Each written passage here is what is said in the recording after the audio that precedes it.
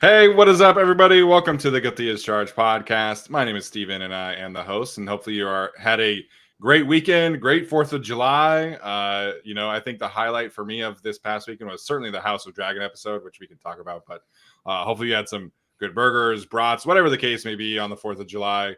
Hopefully, you guys had a good time, safe time. And today, we're going to be talking about some tiers of the Chargers offense. So it should be a fun conversation. We always love to do this show. I'm excited to dive into it with my guy, Tyler. Tyler, what's up, man? How you doing tonight? Doing well. Had a great 4th. Enjoyed in as much as you could enjoy the House of the Dragon episode. And I'm excited for this episode of ours today because, we go through this summer period and everyone's a winner and everyone's going to be great. But okay, kind of gun to our head now. What do we actually think of this offense? And what do you guys actually think of the players in this offense? I see a lot of content and articles and videos and whatever about, this player is underrated and he's going to take a leap and he's a Pro Bowler and he's a Pro Bowler. Like, yeah, okay, there are 31 other teams. How do we really feel about these players? So I'm excited to jump into this with you and discuss this because we haven't done this before with a new regime, new coordinators, maybe new players drafted or signed or whatever, but never a new entire regime. So I'm curious how much stock we put into Harbaugh and Ben Herbert and all these guys and the new era of Chargers football. Yeah, as Bolt Prods points out, Jim Harbaugh here.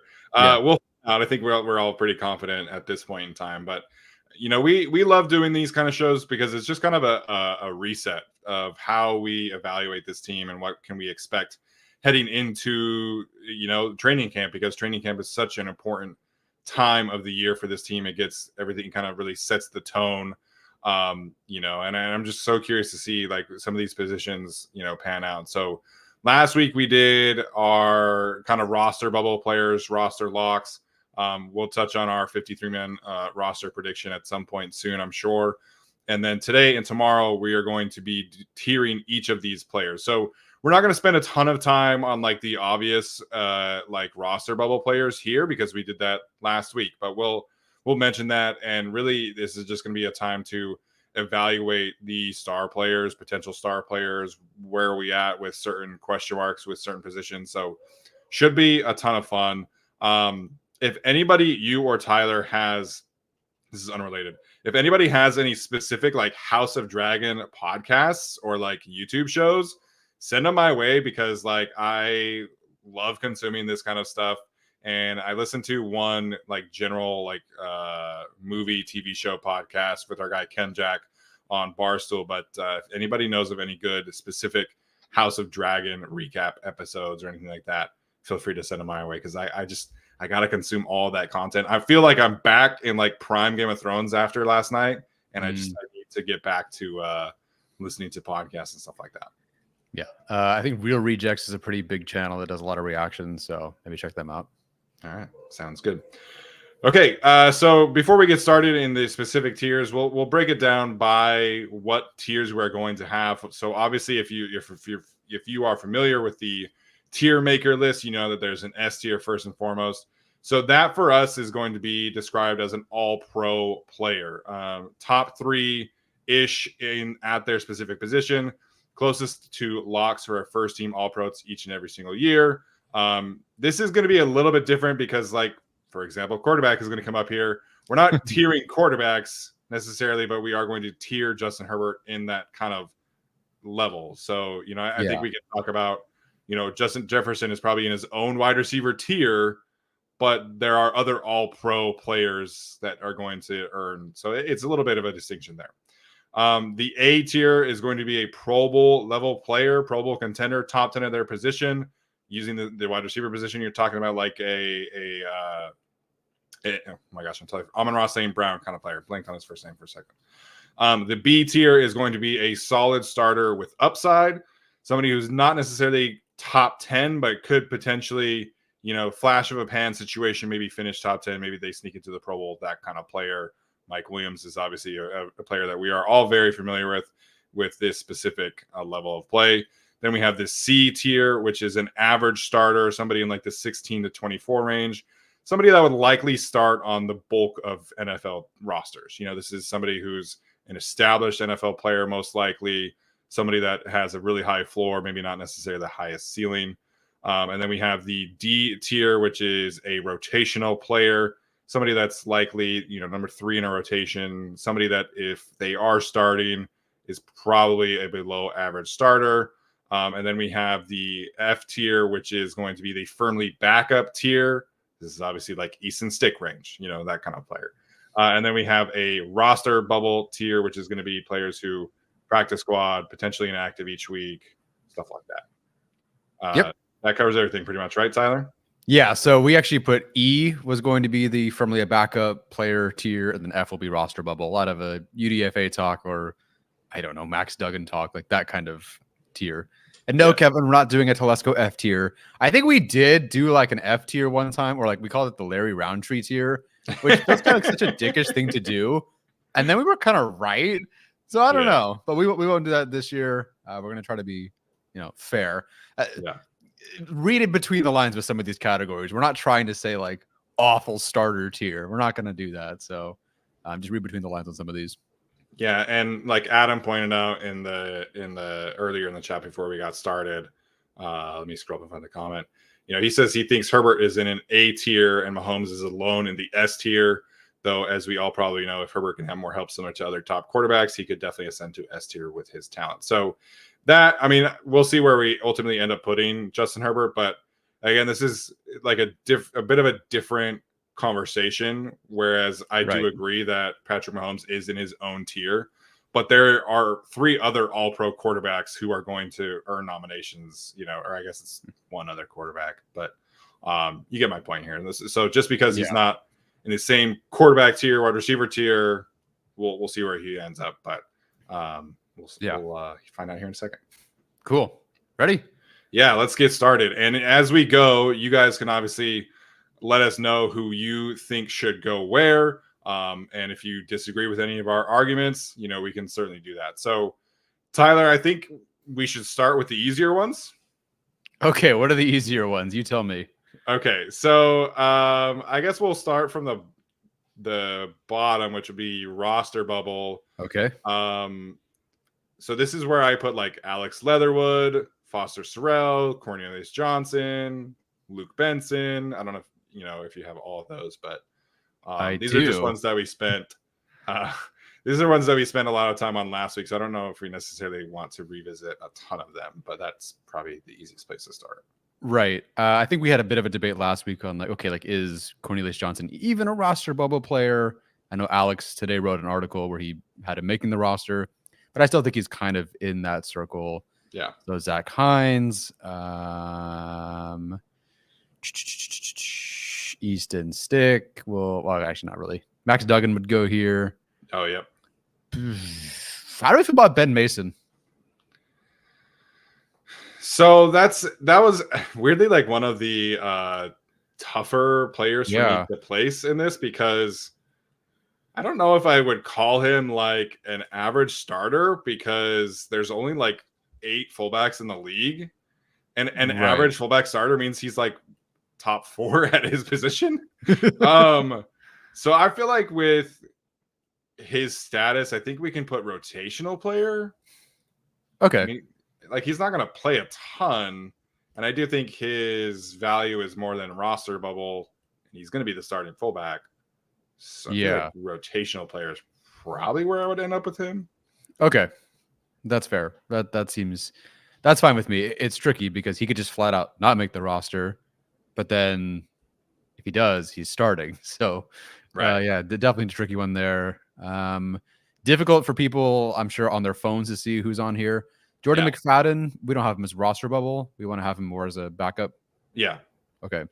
So I think I have everybody. So I have Leatherwood, Cornelius Johnson, Stone Smart, Benson, Foster Sarrell, Zach Hines, Max Duggan, Simi Fehoko as the roster bubble group. Yeah. And I think that's it. But we can amend if we catch a player later on. There's a lot of photos in front of me, and they're all 1 inch by 1 inch. Yeah, apologies to anybody watching on their phone or even on like your computer. I feel like this might be a little bit tough to see, but we'll do our best, and obviously the audio audience will not see these things, but we'll get to that. Firmly a backup, we can obviously put Brendan Hymas, who is the unquestioned center there. Yeah. And you just mentioned Jordan McFadden, so I think we can do that there. What did you do with Jamari in this exercise? Yeah, it's tricky because he, by our tiers, I mean, some Chargers fans genuinely believe he's an average starter. Like if he were the starter going into this year, and given a bit of a bonus we're going to probably give to most of those offensive linemen, he technically would. I would probably put him at our average starter, but he's not. So I'll put him in as rotation player or starter in a pinch. I think both kind of apply, and technically they could make him the sixth man along the offensive line if they needed to. So it feels slightly unfair, but he's not starting, so I can't put him as average starter. And he did lose his job so far to Trey Pipkins, who has not started right guard at all. So I can't just flat out, believe in he's much more than that. So I'd say rotation player, even though he technically won't rotate. I think. Yeah, I think that's fair. And I think the designation of starter in a pinch is probably where that designation helps him, because I still feel a little queasy about McFadden or Brendan Hymus starting. Whereas with Jamari, I think he should be the starting right guard. Like, I think that's where I'm at with him. So I think, by the Chargers designation, he is a backup. But if he is a starter, I think he is an average starter, but he's technically not one. So I think putting him in rotational player is fair. And then the other tricky one for me was Darius Davis. Yeah, weirdly, because like if we're talking offense only, like what do you do with him? I don't know. And who knows what kind of plans they have for him. Right. I guess technically he's firmly a backup player. And I don't think you draft as many receivers as you do and bring in DJ Chark because you think Darius Davis is wide receiver 3. I don't really think it matters where we place him on this list. We all know what his value is. Yeah. I guess we could do a special teams tier one day if we're bored with 4 players. Cameron Dicker, S tier. Yes, exactly. One of like maybe the only 3 S tier players on this team. And Josh Harris too. Heck yeah, of course. But yeah, I think firmly a backup is fair. I think like, okay, cool. If you're talking about wide receiver pecking order, I think the only like one that would make the roster that he would be ahead of would be Cornelius Johnson. Like, I'm pretty confident. Yeah, not ahead of Rice. Yeah, Rice would get snaps over him. Quentin obviously gets snaps over him. TJ Chark, obviously. So firmly a backup, I think is fair for him. But it was like, when I think of Darius Davis, I think like, oh man, like this is the guy who was just second team All Pro as a returner, as a rookie. Like, I don't think like, oh man, this is a backup offensive player. So that was a little like trippy for me. Yeah, and he could, because he'll always be active, he could get snaps on the field over maybe a Rice if he's inactive and they're trying to do a numbers game. Yeah. But yeah, no, if like injuries happen, Rice would be the starter over Davis, I would think. One we didn't cover yet, although we sort of did last week, but Isaiah Spiller. Roster bubble? Yeah, I think so. Okay. Firmly a backup that's too much of a question mark right now. So okay. If you guys have not read Alex Insdorf's roster prediction, like it's really tough to find a spot for somebody like Isaiah Spiller because of what this team has done over the offseason and who they have drafted, and the chances of keeping 7 wide receivers because Cornelius Johnson is potentially an excellent special teams player versus somebody like Isaiah Spiller, who Ryan Ficken has actively not trusted to play special team snaps. So I think as a pure offensive player, maybe he can move up a tier, maybe 2, but it's hard for me to get past him being on the roster bubble that I don't know what else to do with him. Yeah. Yeah. Yeah. And I agree with some people who say that Spiller might be mismanaged. Given the last couple of years, like why aren't we giving him more snaps? Why in a down season don't we let him play? But for now, until we see more, roster bubble. Unfortunately, yeah. So it is what it is. Okay, should we do the running back conversation here outside of Isaiah Spiller? Yeah, sure. Let's stick with that theme. Okay, so obviously we have not covered Gus Edwards, J.K. Dobbins, and Kaimani Vidal. So those are the 3 running backs here. Gus Edwards, I think, should be counted as the RB1 until proven otherwise. Right. So where did you place Gus Edwards in this exercise? Really tricky. So, and him having an injury up through training camp, and hopefully he'll be fine by training camp, is not helpful. I do believe in this whole system and Greg Roman and the numbers he had, but we're also weighing, wear and tear, the quote unquote down season from last year. I'm gonna go solid starter with upside, but I feel not super great about that. Average starter is kind of what he had last year, but I believe in this offense and what they're going to do this year. So I kind of put him in there. Is he one of the 16 best backs in the league this year? I think so. Although it doesn't make him, he's not a complete back. That's the other kind of hang up there. He's not much of a receiving back either. Yeah, so this is actually like really funny timing because Jeremy Fowler came out with his first top 10 player list. And it was running backs. And so I read these things, even though I figured the Chargers would not be mentioned in that conversation, but it really paints a picture of a running back position around the league that is not super great. I mean, no, Austin Ekeler still got receiving votes in that article. And I don't want to talk badly about a player who is not on the team anymore. Wow. But Austin Ekeler getting top 10 running back votes is kind of crazy after what has happened over the last 2 years. Yeah. Outside of anything of your opinion of how he handled the last season and the contract negotiations and stuff like that. Right. That's not a top 10 running back, but he's getting votes as a top 10 running back. So there's absolutely a window for a Gus Edwards coming off his best counting stat season to maybe get into the top half of the league. I think part of this is the floor that he brings. So I'm not going to say he's a solid starter with upside because there's no real like receiving playmaking ability here. He's not like a super home run threat. I have him in the average starter range because I think I trust what his floor is.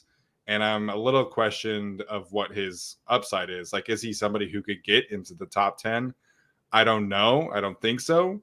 But top 15, I think, is very doable. So I think for that reason, I would put him in the C tier. Okay. I think with the argument for the receiving threat not quite being there, I get why you go that direction. So I'm okay conceding that one for average starter. Okay. He was 27. No, he was 35, right? Yeah. 35. Yeah. Yep. If there was an average starter with upside tier, maybe. But if there was a tier in between the tiers. Yes. Yeah. But no, the running back position it's very much in the air. Also up in the air is J.K. Dobbins' health. And we don't really know. Like, yes, he is cleared medically to perform. And I was having this conversation with somebody on Twitter the other day. Like, he might be, quote unquote, 100% healthy. But is he 100% himself? Like, is he the guy who we saw as a rookie rush for 1,200 yards and just, like, completely change the Ravens' offense? I have my doubts coming off an ACL and an Achilles injury. So he's not technically the starter. But I think if he is at his best, I think he is a starting caliber back. Yeah, I would agree. So I kind of like the D tier here where he's a part of rotation as is. He's not the number one in this offense. He hasn't really been the number one. The most attempts he's had in a season is 134. So it's not like he's been some 300 carry starter ever. So the D category, which also allows for a starter in a pinch, I feel okay with Dobbins there. Yeah, I think that's really the only place we can put him. Just until we see like what it looks like. And, there's a very large part of the fantasy community that thinks he is going to be the RB1 of this team. But I just think until we see otherwise, I kind of think we have to view Gus as the RB1 and picture him getting 55-60% of the touches. Yeah, I don't see him. Obviously, that'd be great if he walks out and he has 6 yards of carry for 15 games and becomes a starter. Awesome. But like they paid one guy more than the other. Yeah. You got to kind of like, and they signed him first, or Edwards first, I should say. So I think you got to follow the money there. Yeah, Gus Edwards RB1. So I don't really buy that talk with Dobbins. I know we're all excited, but him and also Chark are kind of wait and sees. Yeah, his contract is extremely incentive laden. He only has $50,000 of guaranteed money, which only as a school counselor is a lot, but for an NFL running back, that's not very much. Yeah, I also have $50,000 of guaranteed money, but that's it. You know, we work in education. That's basically it. I'm kidding. We're fine, but you know what I mean. We're not getting $2 million in incentives. I'll tell you that. No. Would be nice. Yeah, I'd be earning those incentives. That's for sure. Oh, 100%. If education ever became incentivized, you bet your ass I would be leading in California in hitting those incentives. Oh yeah. Okay, so Vidal, obviously they drafted him 4-year deal for what it's worth, 6th-round draft pick. A lot of people like him as well too. You know, it's funny that like whenever I listen to podcasts talk about the Chargers backfield, it's always more about like Dobbins and Vidal than it is Gus Edwards, who they paid and like he was their yeah. He's arguably the most important free agent addition on offense. But so Vidal, how did you sort him out? Well, especially given where we have everything now, I think he'll be in firmly a backup player.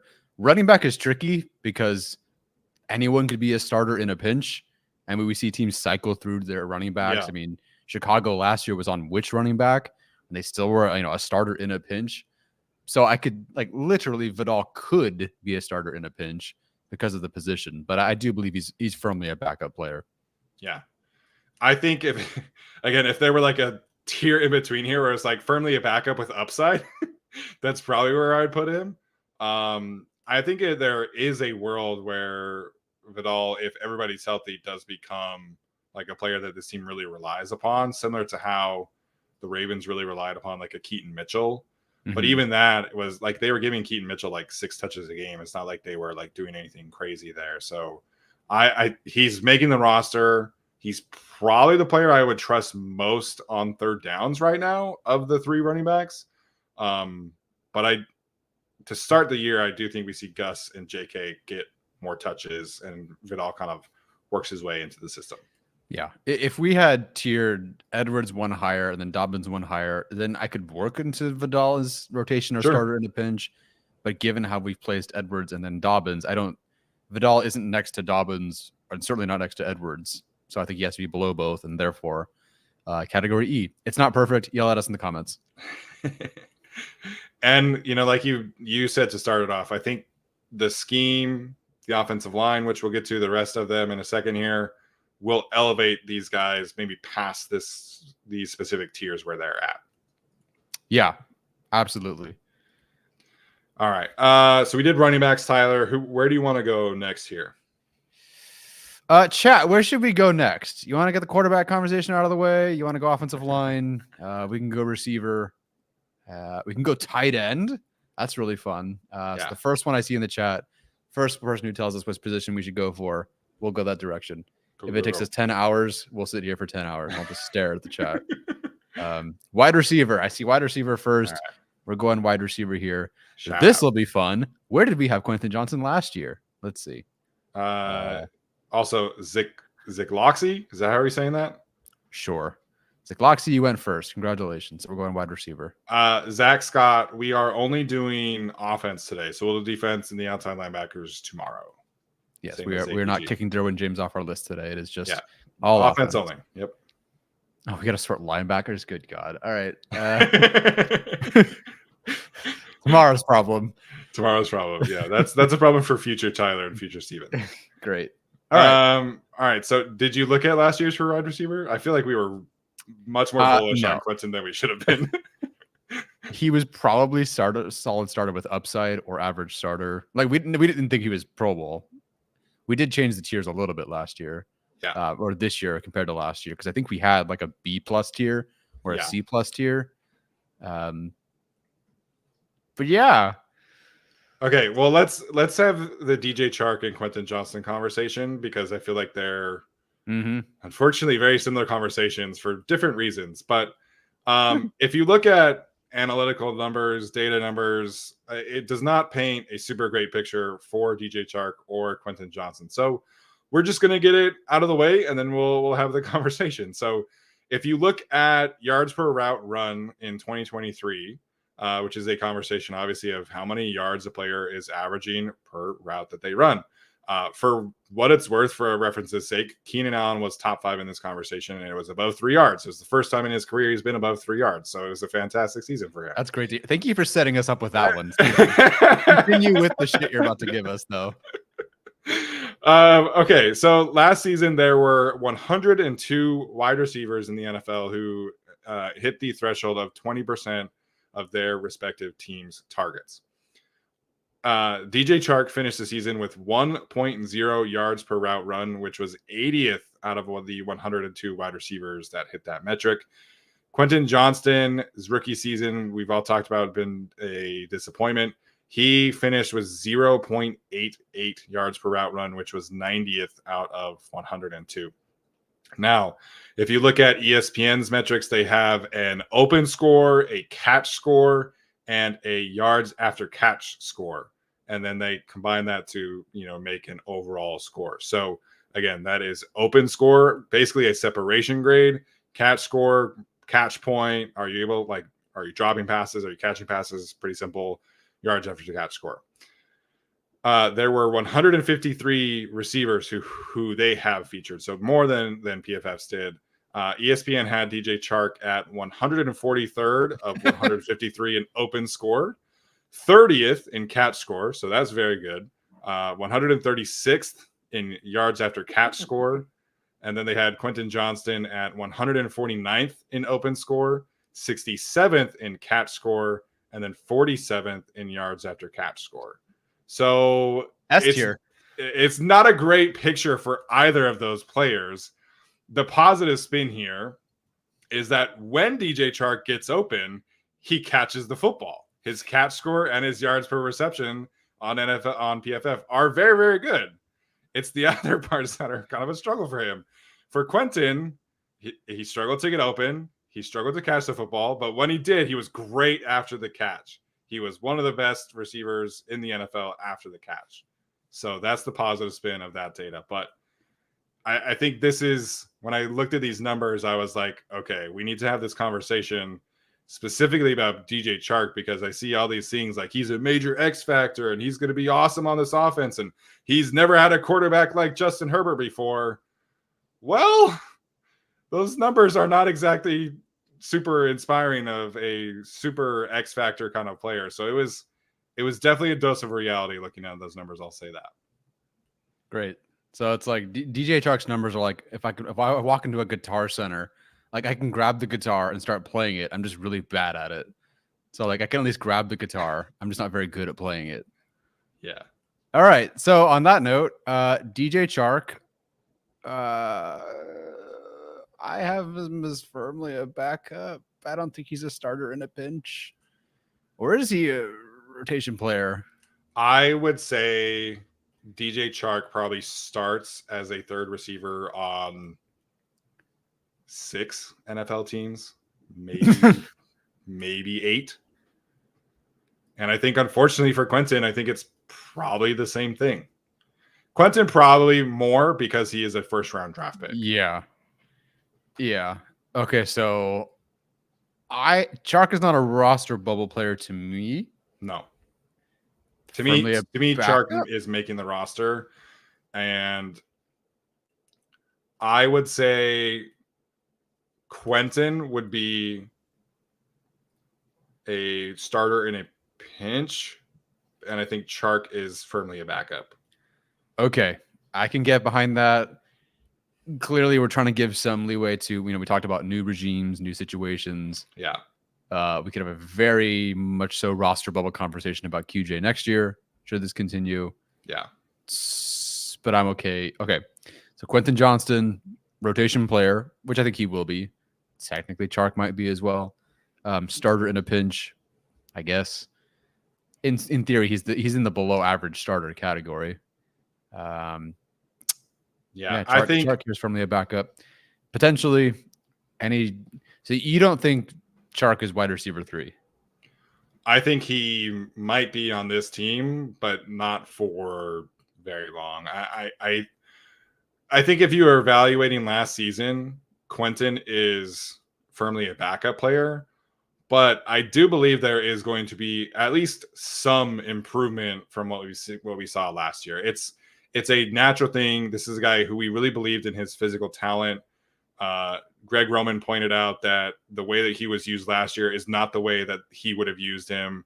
It's not the way that he should have been used. We can all agree on that. Yeah. So I think some of last season for Quentin is they were trying to square peg round hole this guy and just fill a role that they needed because Mike Williams was injured and Josh Palmer was injured and all these things.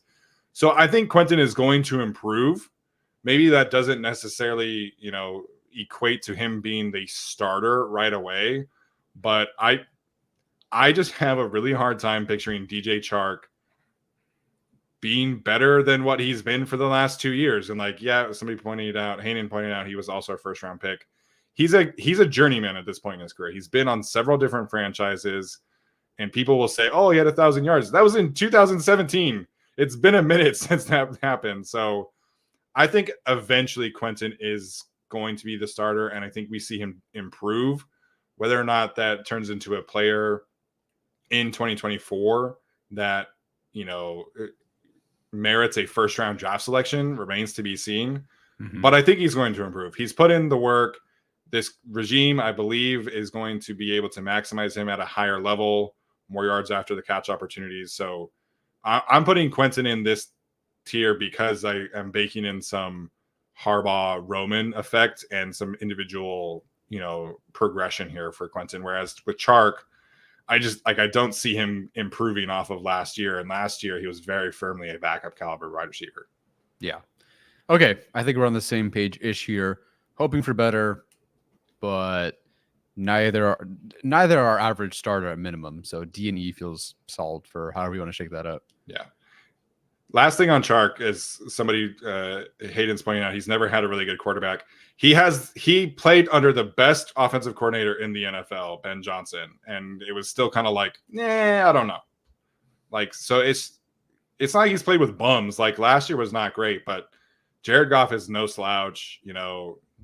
It's we need to pump the brakes a bit there is what I'm saying. All right, let's do Ladd and Josh Palmer. Mm-hmm. I feel like this was pretty easy for me, just because I feel really, really good about these players. Okay. I put both Palmer and Ladd in the solid starter with upside category. And that might be... Really? Oh, wow. Okay. That might be a tad bullish, but I really believe that both of these guys are going to have strong, strong seasons. I can be persuaded elsewhere, but this is where I went immediately for both of these players. I feel like Josh Palmer was a borderline top 15 wide receiver in the league last year when he's on the field. It's just that health question. So if you want to bump Palmer down for health, I can get that. But I am so bullish on both of these wide receivers that I put them in the B categories. Maybe that's me sipping the Kool-Aid a little bit too much, but that's where I went. I don't. The only thing that's really tricky here is that there are so many good receivers. 27 receivers had over 1,000 yards last year. That's true. So it's very solid starter with upside can apply, I think, to a wider number of receivers than say offensive tackles or running backs or whatever. So receivers definitely very tricky. My surprise, honestly, is that you had both of them in there. But with that said, both have a case to be there. Yeah. The tricky part for me is both have a case to be there, but I feel like something's got to give because both can't be there is what you're saying. Yeah, that's the tricky part for me. Whoever's the one, I think should be in there, especially with Herbert throwing to him. But I don't know if I can put both of them in there. Now, I could have said this. Keenan Allen, Mike Williams could have been both together in B tier last year, but that's a different conversation. We've seen the history of that. Yes. Yeah. Yeah. So if I'm placing one player in B in solid starter with upside, it's going to be the guy who's done it. And we've seen go to Arrowhead and put up a $150 or whatever it was on one of the best defenses in the league. I would put Palmer there because I've seen it. McConkey, I think, could be there. That one's tricky for me, though. If you had to pick one, who would it have been? It would have been Palmer. Okay. I think we really see him blossom this season, and I think we've seen glimpses of it, right? It's just the health aspect, and maybe that continues to be an issue, but I just think the trust between him and Justin is so valuable. And Palmer, like every time he's had the chance to go up against good quality corners, like he's shined bright, whether it was Trent McDuffie, whether it was AJ Terrell, all these guys, he's always had good games against. And I think that speaks to his mentality and just like his ability to be a wide receiver one. Charvarius Ward for the 49ers is another guy. So if I had to put one in the B category, it's Palmer. But Ladd, I still feel really great about. I think the volume is not necessarily going to be there for Ladd to be a top 11 to 16, 17, whatever wide receiver. But I just really believe that Ladd is going to turn out and have a great rookie season. Maybe that doesn't equate to 1,200 yards, but maybe it's 800 yards, and the film is just really, really good. Numbers are really, really good. That's kind of the season I envision for him. But I feel great about Ladd. And shout out to Ladd, as Sholo Man pointed out, recently engaged Ladd McConkey. So congratulations. Oh, right on. Future McConkeys. Right on. I'm sure my sister will be disappointed. My sister-in-law also disappointed. Sorry, guys. I posted the graphic when they drafted him, and immediately, oh, he's cute. What's his deal? Little Ladd McConkey. Well, now he's engaged. Now he's engaged. Sorry, everybody. Okay. It's also tricky because we're trying to project. Okay, solid starter with upside. Could that also be like on a per play basis? Versus raw numbers.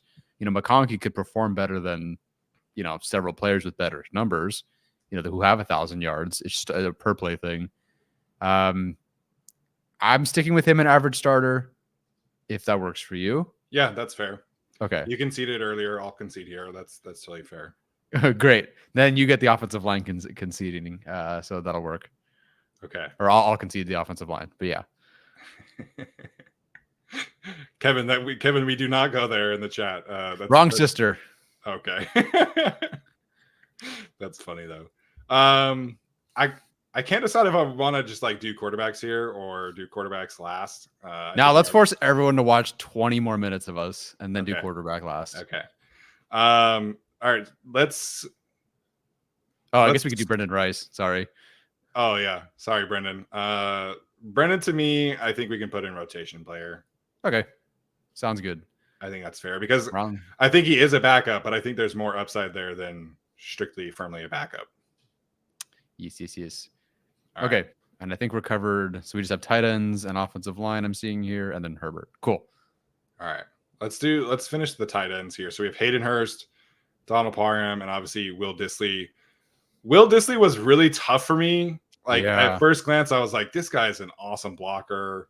So what did you do with Dissly? And then I'll give some of my thoughts there. Yeah, tricky because his specific role, like if you're just talking blocking tight end, all pro, Pro Bowl, he firmly belongs. If there were just a blocking tight end award, that guy is S tier for sure. Absolutely.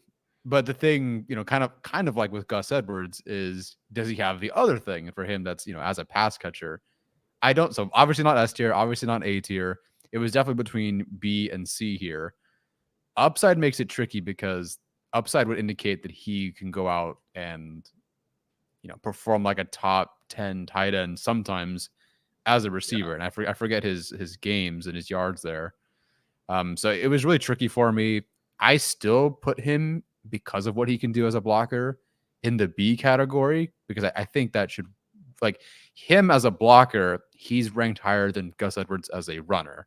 Like I do think Will Dissly is a better, let's say top 5 blocker compared to Edwards, who might be like fringe top 10 at best as a runner, and then not as much receiving ability. So yeah, I would still put him in solid starter with upside because he's such a good blocker. Yeah, I feel like you have to reward that kind of guy. So I was looking at Pro Football Focus today, and again, blocking grades I have some issues with, but it's the only thing we have that's like quantitative that we can look at. So Will Dissly last season, his run blocking grade was 77.3. I tweeted part of this out, but that was a full 25 points higher than the highest graded Chargers run blocking tight end last season.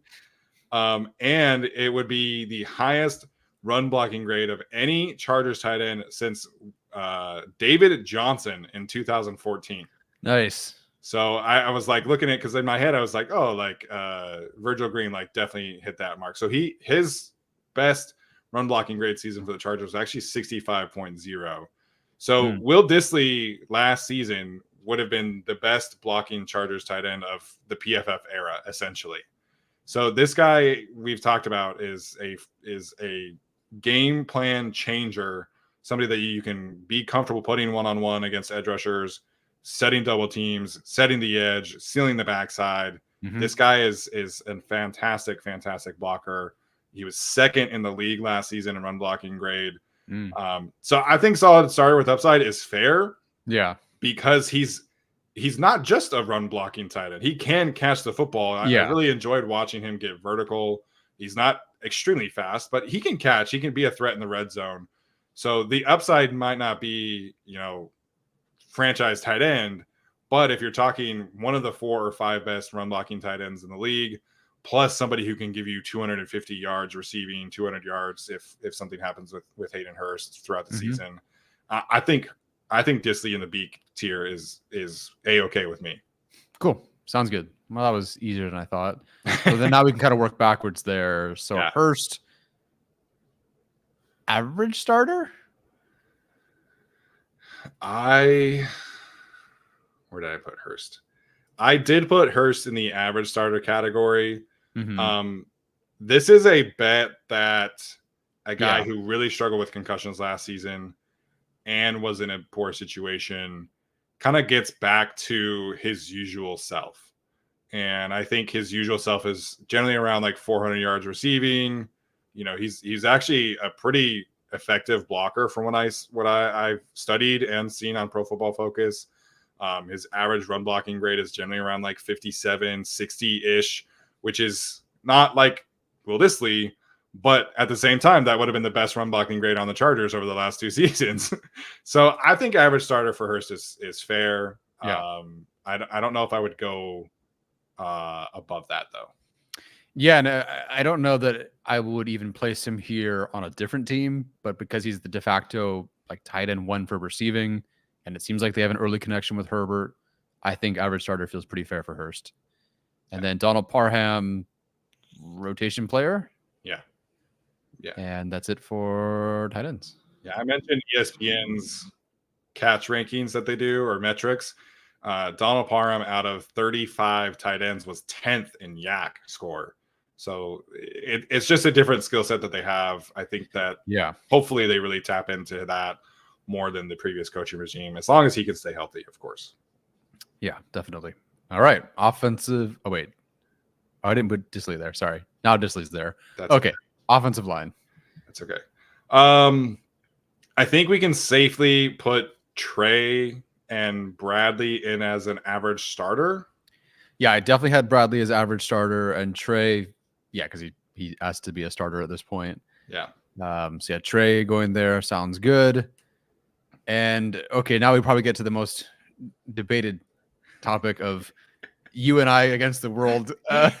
Design conversation. Yeah, I think people will be more universal about Joe Alton, Rashawn for sure.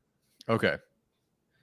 So I saw your message in the Discord how you were getting riled up again for another, yeehaw, Zion Johnson's going to be a great season. And I really, really had a tougher time with this one. Okay. Because he's played like an average. We had him a solid starter with upside last year, and he didn't really have a great season. Then he got hurt. So he kind of played like an average starter, at times maybe better, at times worse. Only allowed more than 3 pressures, I think twice or 3 times, but once was 7 pressures, one was 6. Like the Avalanche games aren't great, but overall not too bad statistically. Still finished with the 97 PBE, which is pretty solid. Like that number itself, I think feels about average starter. That's disappointing for a former first-round pick, but truly he at least has played at a minimum like an average starter. But you and I, especially the last 2 years, have at least tried to watch Zion Johnson on this thing called film. And not just his worst moments, but all 60 snaps a game. Yeah. And I think we do see that there is upside here. And I think that combining, 1, he looks enormous. 2, he's actually working. It's really cool that he's working every bit of the offseason, not just with Duke Manyweather, right next to Rashawn Slater. Like they are in every photo or video together, whether it's, learning something or pushing and pulling a truck. Yeah. That chemistry is going to be awesome this year with Ben Herbert, with Jim Harbaugh, with this offensive line, everything. I'm going to put Zion Johnson in solid starter with upside. I feel significantly different about him than I do Quentin Johnston. I know most fans will probably disagree, but I bet on the floor at least being average, which it has been. And I think the upside is going to be reached, not to where he's a Pro Bowl caliber player, which I would love. I think solid start at the upside feels fair, especially given that Rashawn is higher than that. So I can't put him in like Pro Bowl or anything, but yeah, more than Bozeman, certainly more than Pipkins, but less than a Pro Bowl player. So I think B tier feels good to me. Yeah, I think Zion is probably the player who I would say is most affected by the coaching change in terms of like how I feel about their future career. If the Chargers had run it back, which is an impossible, hypothetical, but like if they had just run it back with the same coaching staff, I would not feel super optimistic about their ability to maximize Zion Johnson and be able to kind of bring him back from the perception of him. And at the same time, I think the fan base's perception of Zion is harsh because it's the moments over the play. And Robert Mays actually talked about Zion Johnson on the Athletic Football Show. And it's the same kind of conversation where 55 of the 60 plays, you see a lot of good things, but those 5 other plays, it's just a little hit or miss here. It's a bad loss against Jeffrey Simmons. It's a bad loss against Kenny Clark or Quinnen Williams, who are great defensive tackles. But that's the league. Every team these days has at least one, well, not every Except team. the Chargers. Not every team. 2/3 of the league has a defensive pass rusher on the interior that can just like wreck games for you. It's part of the gig at offensive line, especially as the offensive guard these days. But at the same time, the film is so good. There's so many, tantalizing games here that you can look at for Zion and think, man, like this is really, really good. There's some great tape against Chris Jones this past season. And as a rookie as well, there's some great tape against the Vikings defensive tackle. Like it's all over the place. You can find great tape. You can find great numbers. It's just like the consistency aspect of things, which I believe this coaching staff can clean up. And so from a numbers perspective, if you look at Zion's rookie season, there were 64 qualified starting guards that hit 250 snaps. And Zion actually was 13th in run blocking grade. That was when he was the feature piece of the Chargers run game because Rashawn was out. That's after Rashawn's injury. And they let Zion do everything. He was the first guy to pull. He was the tone setter. He was the edge setter. He was fantastic as a run blocker. And then this past season, it was so much like duo and like double teams. Like Zion didn't get the chance to be Zion last year. And so I think baking some of that into this season is that this offensive run scheme is going to look at Zion Johnson and say, this is a guy who can be a centerpiece of our run game. We're going to let him get to the second level. We're going to let him get out in space. We're going to let him do these great things. And I think that's part of why I think they can rescue him, so to speak, because we've seen him do that part of his game. Him as a run blocker is already evident. We don't have to look very far to find it. It's just this coaching regime has to be back out with him. Last season as a pass blocker, I thought he took a step forward, but you mentioned the 2 blow-up games. If you take the Jets game and the Packers game, he allowed 13 pressures in those 2 games combined, and he allowed 33 on the season. So like 20% of his pressures allowed last season came in those 2 specific games. If you take them out, again, it's a very big if, but his average pressures allowed per game outside of those 2 games was 1.4. 1.4 is an elite number as a guard. That's like 20 pressures on the season. So it's in there. I promise you guys it is in there. I think this coaching staff just has to bring it out, and I think they will. Yeah. He's working with Duke, like you mentioned. He's a perfectionist, Bradley Bozeman has said. He's a film junkie. We know he's a workout warrior. Everything is there, and I hope this is not obviously end with, stuff on our face, but I think it's just like I just really believe in the physical talent. I really believe in the numbers. I believe in this coaching staff. So for me, like, I think we could see Zion become a Pro Bowl player eventually down the road. And for that reason, I'm putting him in the B tier because I really do think that the upside is there. Yeah, and he's had to flip-flop every year of his career going back through college. It was left tackle, right guard, left guard. Then he goes to the NFL to right guard. Then it's left guard. Like, this is the first year he's just going to play the same spot again. Yeah. And I'm sure that's going to help tremendously. So, yeah, we're probably more bullish on Zion. He really isn't a pre-draft, priors sort of thing. Trust me, Quentin Johnson would at least be better than D tier if that were the case. Yeah. But, I'm cool with him here. A solid starter with upside. Do you have Joe Alt higher? I don't, because I think the offensive tackle position is a position where you do have to take some lumps, and the start of the schedule, there's nobody on this roster that has a more difficult opening to the season than Joe Alt. So I think that there's going to be some lumps here. I think he finishes the season as a potential like top 12 to 14 offensive tackle. Yeah. But I think we have to see it. So, if we're doing this like over the next 3 years and like predicting like who could be Pro Bowl, who could be All Pro, I think Joe can be higher. But I think for now, Joe as a solid starter with upside is probably fair for him. Yeah, that's where I have him too. I think, maybe people could maybe see that as disappointing given he was the 5th overall pick, but it's a tough one. Saying Pro Bowl right off the bat is pretty tricky, pretty tough. And, I think I thought I had it so easy in 2021. Like, guys were, it was Sewell, then Slater, then Darrisaw, and all those guys have been good or great, and they're all getting their extensions, and yay. And okay, what's the next year? Okay, Neal, Ekwonu, and Cross. And, last year wasn't too bad, but like Paris Johnson, Darnell Wright, and whoever the other third guy was, like they allowed, like their PBE was like Braxton Jones, 90, 95, 96. So I thought that's just how offensive line prospect scouting worked. Spoiled, year one. For sure. Yeah. And then it just hasn't quite been the same, especially that 2023 season. So, yeah, I think this is a fair spot for him. I would honestly even be fine if he ended up as an average starter in year one, given that he is switching to the right side. But, yeah, I think with this, you don't take him that high without having at least these expectations for him. Yeah, I think if you even go back to like the 2020 class, like Andrew Thomas, I think you can make an argument as one of the 5 best offensive tackles in the league. That class was Andrew Thomas, Jedrick Wills, as well as Tristan Wirfs. And nobody had Wirfs as like the best tackle that year, and he's one of the best now.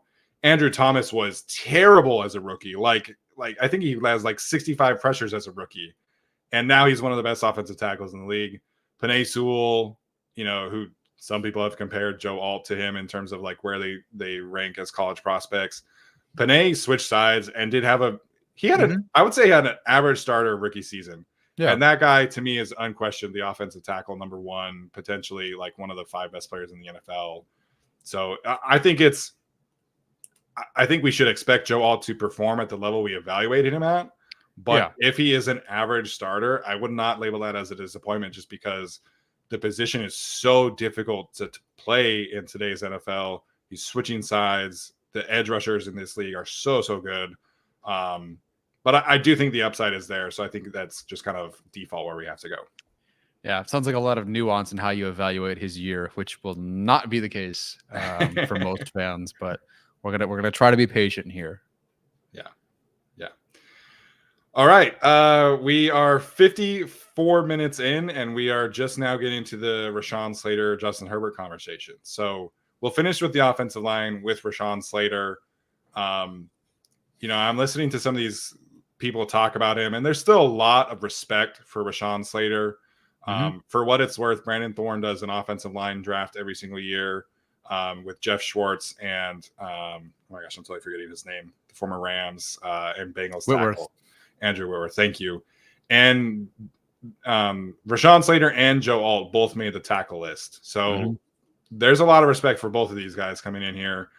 Robert Mays has talked about Rashawn Slater still as a guy that they are excited to see get healthy, play really well. we've talked about him a bit, or I've talked about him a bit. I think I had him as the number 1 overall player on the Chargers heading into last season. Mm-hmm. So where did you end up with Rashawn Slater? I tend to agree. Not that he'd be MVP, but I still think even going into this year, you could consider him the best player on or the player with the best chance to be the best at his position, not including Josh Harris and Cameron Dicker or any of the special teamers. So while I don't believe he's cracked the top 2 or maybe necessarily even the top 3, he's consistently top 5. Gun to my head, name the 5 best tackles. I'm getting to Rashawn Slater at 4 or 5 or whatever. Yeah. And that's before I even talk about Jim Harbaugh and, him not having to play through 2 high ankle sprains. Because Rashawn Slater was a solid starter with upside last year with 2 high ankle sprains. So his floor is so high. Yes. So if he's just fine this year, yeah, I think he's an all-pro contention. Pro Bowl lock if he's healthy, top 10. He's in A tier. He's a lock for that. But his ceiling with Harbaugh, as is the case with all the offensive linemen we've talked about, it's higher. So Slater is the person I'd feel comfortable putting an all-pro, most comfortable putting an all-pro of the offense. Yeah, I think that's totally fair. I think you look at his floor from last season, again, pass blocking grades, run blocking grades, but of 60 offensive tackles, Rashawn Slater on 2 high ankle sprains finished the season 4th in pass blocking grade. He finished 15th in pass blocking efficiency rating. Yeah. And I think the lion's share of that, the reason why that is low for him is because of the Jets game, where I think he allowed 8 pressures, in the Cowboys game where it was 7. Those are the 2 games where he had just gotten his 2nd high ankle sprain. The floor for this guy is so high.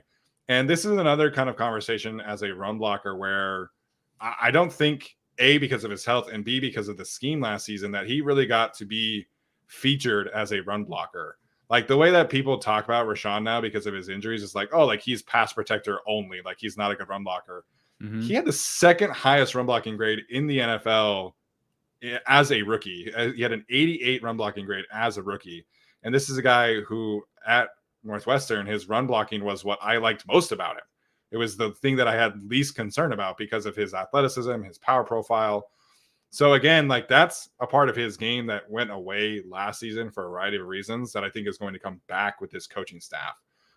So I think Rashawn, for me, is comfortably in the all-pro category. There might be some semantics about the all-pro team doesn't split left tackle versus right tackle. Right. But to me, if you're talking about left tackles, strictly left tackles, I don't think you can say unequivocally any left tackle in the league is better than him. I think if you're talking both tackles, I would say Panay is unequivocally better than him, in my opinion. But if you're talking about him, Tristan Wirfs, Andrew Thomas, Laramie Tunsil, Trent Williams, those are probably the 5 best. I think Rashawn is heavily in that conversation. Yeah, definitely. So that conversation allows him to jump into this all-pro tier. It also then makes the Justin Herbert's case interesting because if we can see that the S tier is hovering in that top 5 and just consistently punching into that top 5, then Herbert belongs in S tier. So if we want to go that route, so first of all, let's put Slater in all-pro tier. Great. Yeah. With Herbert, I struggle with this one because he's not a top 3 quarterback. If we're making a top 3, I don't think he's top 3. And I can't definitively say that in an entirely new regime system with completely different weapons that aren't necessarily elite. There's no Jefferson. There's no Chase. The system is good. The floor is high. But how high can that ceiling be? To me, when you're looking at, so whoever mentioned Patrick Mahomes, he's already in there. So that already takes one of the 3 spots. Then you're debating between, Allen, maybe Lamar Jackson. Let's say that's the top 3 for you. It's Mahomes, it's Lamar in year 2 of his offense, and Josh Allen. Ooh, we'll see how he does this year, but still, I think he deserves. He has respect is earned. If you're just talking top 3, I don't think Herbert really is there. That I can't project that in a new offense. But if we are conceding that All-Pro considers all pro contention. So you got to be 4th or 5th at least, or in the top 4 or 5. Then I think Herbert belongs there. So how did you do this ranking, or how did you think through this one? Yeah, so I mean, unfortunately, you're the victim of playing in a league where Patrick Mahomes is so clearly like quarterback number 1. I think if you had put this as top 2, I think you put Herbert down. I think, you know, for me, I guess my like hot take on quarterbacks is that if you're doing tiers of quarterbacks, different exercise than what we're doing. But for me, if I tier quarterbacks, I have Mahomes in his own tier, and then I would have Josh Allen in his own tier also. And then after that, in the 3rd tier, I would have Justin, Lamar Jackson, Joe Burrow, hot take CJ Stroud, that kind of group. That's where Justin is. Now, projecting this to 2024 season is tough because I think his volume stats are just not going to be there. Like it's not going to be in the same conversation as all of those guys who are probably going to throw for 4,500 yards, 5,000 yards, 35, 40 touchdowns. Like I just have such a hard time envisioning that being the season for Justin Herbert in this particular offense with this supporting cast. So obviously I think his floor is Pro Bowl, but I think if you're including top 3 here, I think we can put him in the S tier. But it's tough for me to like differentiate between how I feel about him versus what's actually likely as an outcome, which is he's probably not an all-pro player because he's not going to have the counting stats. But I said this recently, like if you go back and watch the first 3 games of last season where he was healthy, everybody on the team was healthy, I think that guy is capable of being the 2nd best quarterback in the league. I just don't know if we see that guy a whole lot this season because of the supporting cast, because they're going to run the football a lot more. Maybe they win some, like they have the lead a lot more. But I feel like my eyes and my heart tell me that Justin Herbert is S tier. I would not predict him be an all-pro quarterback this year, though. So it's a tough conversation. Yeah, it definitely is. So we're at least in agreement, and Dolphins fans will disagree, but we are at least in agreement that he's at least Pro Bowl. It's just a question of whether we get him to all-pro tier, not necessarily like he wins first team all-pro, because it's Mahomes and one other spot. And like you said, like Josh Allen, great quarterback, Lamar, whoever, like even CJ Stroud, like you said, if Stroud takes a step forward, holy cow. I don't know what that's going to look like. Yeah.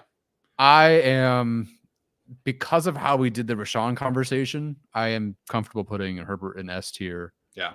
Because it opens up a bit more. So the Chargers don't have any Pro Bowl players on our tiers, but there are some upside players. I'm okay with Herbert in S tier. The counting stats might not be there. Then again, I don't know how good this defense is going to be. He's going to have to throw it as early as week 1, potentially. So, like, Devontae Adams gets 250. Someone's got to throw it. Someone's got to catch up. Yeah. So, okay. I'm going to put Herbert in S tier. That was the hardest one for me, though, because it's kind of a category issue, a projection issue, new regime issue. I would totally get why 31 other teams fans wouldn't have him in this tier. It's just a little different when we have been following him and understand these certain things. Yeah. So no one's making the fan voted Pro Bowl, but we will. All pro sounds good. Yeah. Some final things about Herbert that I wanted to mention. Obviously, we all know what he went through last season, what the team went through last season, with all the injuries, breaking the finger, the wide receiver room basically getting, shattered to hell for a few games. Not counting stats, but his other stats are very, very good. So of 28 qualified quarterbacks, he was 8th in overall passing grade, 9th in overall offensive grade. He was 11th in big time throw percentage last season. He was 7th in turnover-worthy play percentage last season, 8th in pressure to sack percentage, and 11th in passer rating. So in a season where everything went to hell, you're talking about a quarterback who's like in the 7 to 10 range, like that, like worst case scenario. That's what you're getting out of this guy. And that's why us as Chargers fans go and defend him like crazy on social media, and will continue to vote for him and all these things. Is that guy despite everything that this team has gone through over the last 4 seasons, he continues to just put the team on his back, show up as a consummate professional, and just play lights out as much as he possibly can. I mean, this is a guy who we've seen, throw to wide receiver 1 Jalen Guyton, wide receiver 1 DeAndre Carter, and still just like balls out as much as he possibly can. That to me is like the definition of an S tier, is like somebody who can put your team on his back and carry them to at least have the chance of winning a football game on any given week. Obviously, we have the defensive conversation here, but to me, there's 4 or 5 guys in the league who can truly go out and win a football game on their own, and Justin Herbert is one of them. And for that reason, I think it's fair to put him in the S tier conversation, even if he might not actually go out and be an all-pro in 2024. Yeah, well said. Okay, and you kind of convinced me along the way. I was still teetering, but you convinced me with your points. So yeah, S tier it is. All right. So you guys here in the live chat, I've seen some people, disagree where we are at, and that's okay. That's what makes this conversation fun. But just to recap here, the bulk of the conversation, we have Rashawn Slater and Justin Herbert as S tier players. We did not put anybody in the Pro Bowl category, but we have several solid starters with upside, including Joshua Palmer, Will Dissly, blocking tight end, Zion Johnson, and Joe Alt. Lots of blockers there. Average starters, we have Gus Edwards, Ladd McConkey, Hayden Hurst, Bradley Bozeman, and Trey Pipkins. Rotational player or starter in a pinch, we have Ben Mason, Jamari Sawyer, J.K. Dobbins, Quentin Johnston, Brendan Rice, and Donald Parham. Firmly a backup player, we have Jordan McFadden, Brendan Hymus, Easton Stick, Darius Davis, Kamani Vidal, DJ Chark. And then roster bubble guys, we have Alex Leatherwood, Cornelius Johnson. Who's next to Cornelius? That's nope. Sorry, Stone Smart. Thank you. Luke Benson, Foster Sorrell, Zach Hines, Max Duggan, Simi Fehoko, and Isaiah Spiller. Yeah. I like that you pointed out that there's a lot of blockers in the higher categories there. It's just the nature of the coaching staff in this regime. Like, that is going to be a priority. All right. There we go. So I think we talked about some of this, man, but I think the majority of the players were pretty easy, but Justin was tough for me to figure out. Yeah. Ladd McConkey and Joshua Palmer was easy, but that was me sipping the Kool-Aid a little bit too much potentially. So it's a fun exercise. I love doing this because it's okay, what are people saying about these players? What are people reading about these players? What does the stats say? What does the film say? So it's always a good conversation as a reset to do in the summer, in my opinion. Yeah, definitely. And I don't know. I'd be curious to look at where we ranked all these guys last time, but yeah, it's a good look at the roster too. Like, how much talent does this team actually have? Everyone's talking about you're a superstar. But again, push comes to shove. What do you really have these guys? And when you tier them, you see there is a significant difference between this and that. And I'm curious, how the wide receiver position is going to change for the Chargers over the years. Are they ever going to have a guy who belongs in that Pro Bowl category or is projected to be in that category, all pro? Or are they always going to have a couple of guys who are in that B tier? Is that bad? Is it good? I don't know. Does that keep Herbert in the S tier? A lot of fun stuff. Yeah, man. I getting way ahead of myself here, but what happens if Zion hits, Joe Alt hits, and you have to pay 3 offensive linemen top tier contracts? We're going to see Rashawn get his, maybe not this year, depending on how they feel about waiting in a year to see what he looks like in the new system, stuff like that. But Rashawn's going to get paid at some point.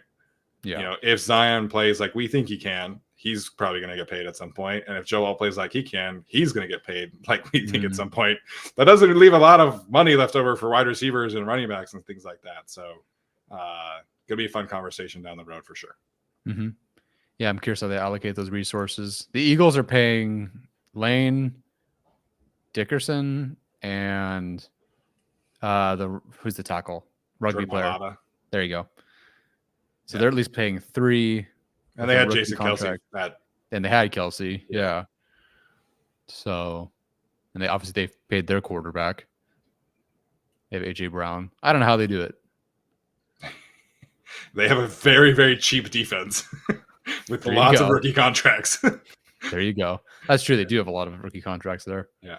And a very, very rich owner who is very willing to spend right away. All right.